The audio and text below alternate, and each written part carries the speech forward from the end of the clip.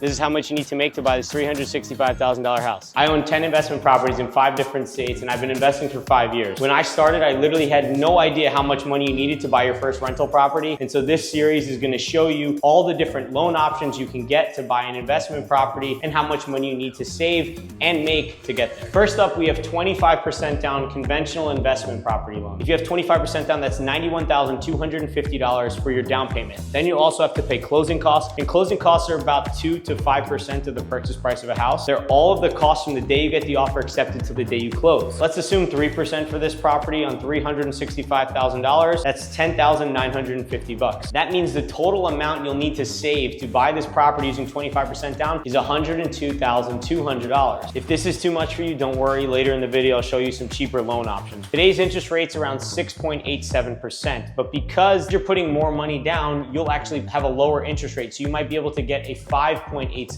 Your loan amount will be $273,750, and that'll make your monthly mortgage payment $1,619. Taxes on this property is $8,145 per year, and so that's $679 per month. Insurance will be $153 per month. That makes your total monthly payment $2,451. Now, if you make this a rental property, here's the cool part. The bank will allow you to use 75% of the rental income that you get from this property towards your income to help you qualify. And so each unit here is a 2-bed, 1-bath, and it'll rent for about $1,400. At $1,400 for rent, that's $2,800 total. 75% of $2,800 is $2,100. The banks will use that $2,100 to subtract from the monthly payment. So now you really owe $351 per month. And now banks want to make sure that that number doesn't exceed 36% of your pre-tax income. And so you take 351, divide that by 0.36, and that equals $975 per month, or $11,700 per year is what you need to make if you put 25% down. Now let's say you only want to put 15% down. Your down payment then would be $54,750, and closing costs will stay around the same. So you'll need $65,700 for this house. Because you put less down, your interest rate might be a little bit higher at 6.37%. Your loan amount will be $310,250. But now, because you put less than 20% down, you're gonna have to pay something known as PMI, or private mortgage insurance. It is about 0.75% of your loan amount every year because you put less than 20% down. So you take $310,250 and divide that by 0.0075 and divide that by 12 to get $194 per month on PMI. So now with taxes and insurance, your total payment is $2,961. But here's the thing, is you're gonna have to live in this property because you're putting less than 20% down. So you'll get $1,400 in rent from that unit. So you'll take 75% of $1,400, and that's $1,050 per month. So you subtract that from the $2,900 we had earlier, and so your total monthly payment now is $1,911. Banks want to make sure that that number doesn't exceed 36% of your pre-tax income. And so in order to buy this $365,000 duplex using 15% down, you need to now make $63,708 per year. Now, if you don't have as much money, you can put 10% down using a conventional